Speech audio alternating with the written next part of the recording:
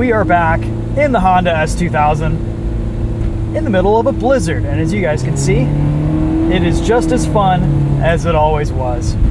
The S2000's been down for a little while, getting a new set of front shocks with the Fortunato coilovers. For my ride height goals, the shock length that Fortunato sent was a little bit short, so I wanted still some ground clearance for this car in the wintertime. So they went and made a longer set of front shocks, a little bit more threaded height, and I think I've got the ride height and these coilovers adjusted for bump travel and everything just about perfectly. The car feels really good. This is actually kind of my maiden voyage, my first test drive with the new setup, with the new adjustments and parameters. So we'll see how it rides, but I think we're in pretty good shape. It's an improvement over what it was before. Setting up coilovers is a huge pain in the ass. I don't know if you guys have ever done it. If you've ever watched a video on how to do it, you gotta put it on, set your ride height, then take it off, take out the spring, set your bump travel, then put it on and kind of get it all readjusted. There's just a whole lot going on. And it was a little bit out of my wheelhouse at first, but I think I kind of know what I'm doing now after watching some videos and reading some instructional information and just kind of talking to the people at Fortunato. So I think we got the S2000 dialed in. We'll see how this rides and handles over the next couple days, and then I'll get the alignment check to see if everything is good. But today alignment almost doesn't really matter because there's snow on the ground, and we are on a set of Michelin X-Ice Snow winter tires. This is these tires like 4th season, I think. They're not super fresh, but they have probably about maybe 60% of their tread on them, and they still perform awesome, which is one reason why you get a set of Michelins, because again, the tread just kind of maintains its capability over a longer period of time. These tires started on my BRZ. They're a set of 205/60 R16s, which is completely incorrect sizing for the S2000, but they work. Ride height is about the same as it was before, so you're not really going to be noticing too much of a difference. I did lower the rear slightly just to get a little bit more compliance out of the suspension, but I think it looks pretty good. This is spot on, and honestly, my alignment might just be fine because I haven't really changed ride height too much. S2000's needed a couple maintenance items recently. I replaced some seals, replaced the dipstick, just lots of leakage once everything gets cold.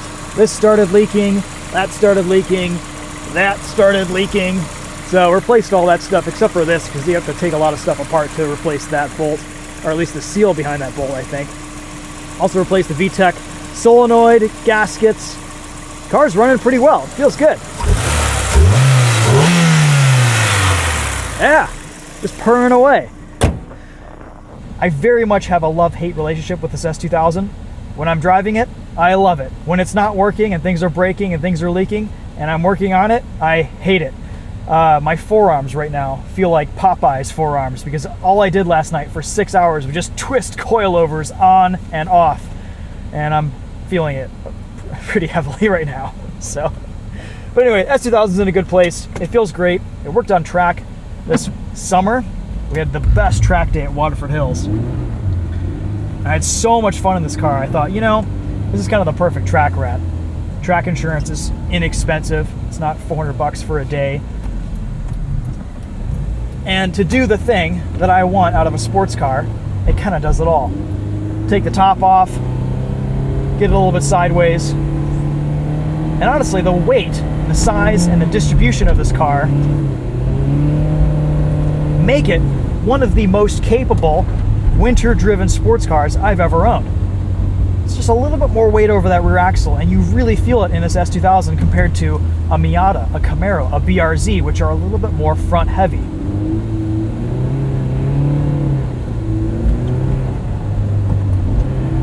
It's just a thing of great beauty, and it has a handbrake.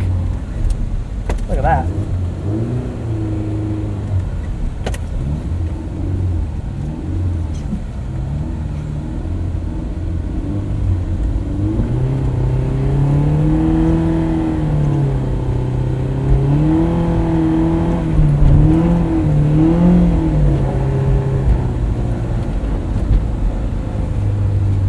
What else do you need?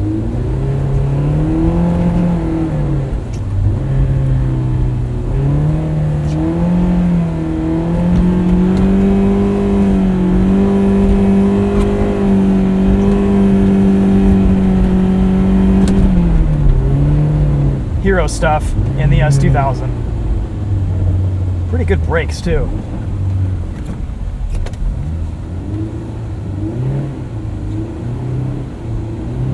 Or at least good grip on the brakes with these Michelins.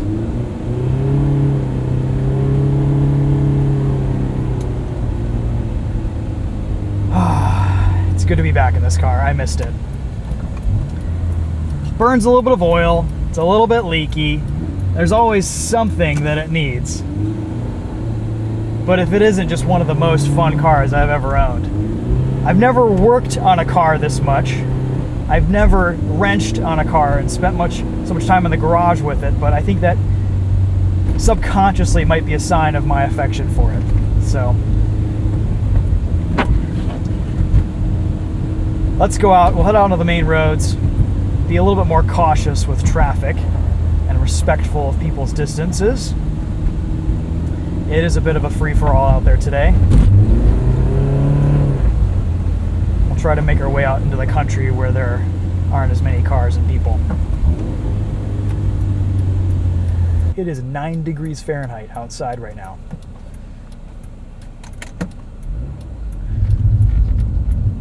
While we were waiting for the coilovers to come in, I was hoping that we could get a couple little aesthetic things done to the car. I want to replace this shift knob with a newer one, and I want to strip off all this peeling silver paint. Probably just sand it down and repaint it black. We also need to fix this seat belt, which is fraying quite a bit down there, but that requires pulling pretty much the whole interior out of the car, and that's not really something I want to do in the middle of winter when it's more likely to crack interior bits and stuff. So I think we'll tackle that in the summer. Also wouldn't mind repainting the valve cover. It just looks terrible with the paint flaking on it. The idea was to maybe get this car ready for sale in the spring or summer, but if we did all those things, it would kind of be perfect, and then there would be no reason to sell it. So anyway, all in good time. We'll get to it when the time is right.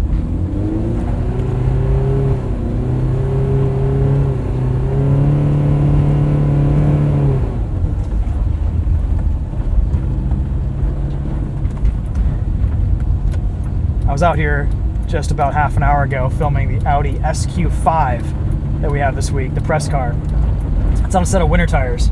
And there was a Hyundai Genesis, the sports car, the original Hyundai Genesis from like 2012 or whatever, whenever those came out, just on summer tires going sideways in a straight line here.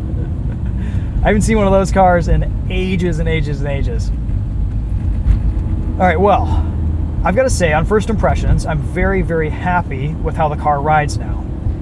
Before, I think I had a little bit too much preload set into the coilovers, and the car just felt like it was riding on bump stops, and it may very well have been, especially in the cold. We're at full soft in the rear, maybe 1 click or 2 clicks from soft in the front, and this feels perfect. It rides better than stock, and it's cold out, so that means the dampers are doing their job in the cold, which is good. I was just out at the Honda Prelude drive for the 2026 Prelude, and Honda had every generation of vintage Prelude there to drive and film, and I filmed videos on every single one of them. There is something about Hondas from the 90s and 2000s that is just magical, and I think the S2000, the NSX, the Integra Type R, and some Civic SIs touch on something that is so special and so unique in the enthusiast space that there's nothing else like them. Even Porsche, even some other top tier manufacturers don't quite touch on that level of engagement and involvement and specialness. These cars really give you the driving fizz. It's their responsiveness, their naturally aspirated high revving nature that is just so addictive, and it's what I love about this S2000. Handbrake entry. Don't mind if I do.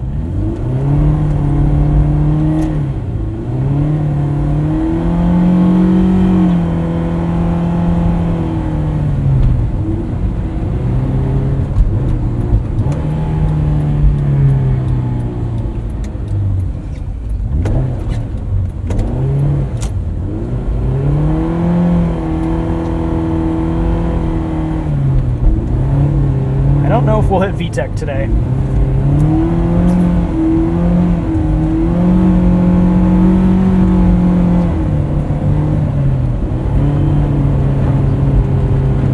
See how good this is in the snow? It's just fantastic. It's so balanced, so easy to drive, so much traction. Your ground clearance limited, and you're limited by the fact that this is a small, lightweight sports car. You don't have the heft under you of an SUV or the Ranger Raptor. By the way, the Ranger Raptor is the most capable winter vehicle I've ever owned or driven. It's just insanely good. And it doesn't make sense because it's a truck and the weight is all on the front, but it has so much traction, even in two-wheel drive. We'll do another video on that at some point too. Another thing I like about this car, you don't need a heated steering wheel because the vents aim right at your hands. And then if you do this, you get a little bit of warm air on the gear shifter too. Also, we're on slightly lower tire pressures today on these winter tires, about 32 PSI in the front, about 30 PSI in the rear. I was having an issue earlier this winter. These wheels are the original wheels on this car. The wheels that we run in the summer are actually my buddy Mike's wheels I bought the Camaro from, that I just borrowed. He was very nice and gracious to let me borrow those. But these original wheels were so corroded that I was actually losing pressure at all four corners at about 10 PSI per week. So I took them to Discount Tire, and for free, they kind of sanded down the bead contact areas on the inside of the wheel, and now I haven't lost any pressure in a month.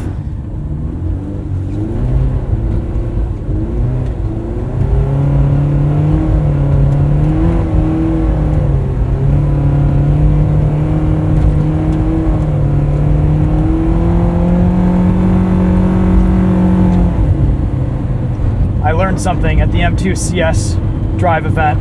Left foot braking while in a slide to keep your speed down with the tail out. And it's been very nice to do some this winter. You can actually do it in the Ranger Raptor. You won't freak out by pressing both pedals at once. And of course the S2000 doesn't even have traction control, so.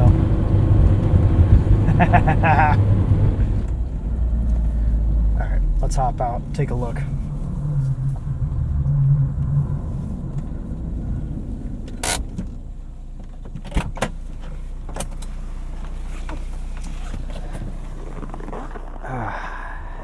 It's not even that covered in snow.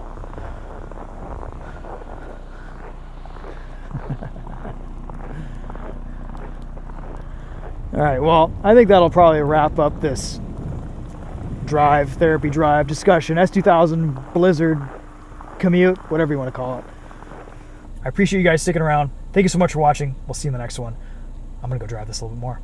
Take care, guys.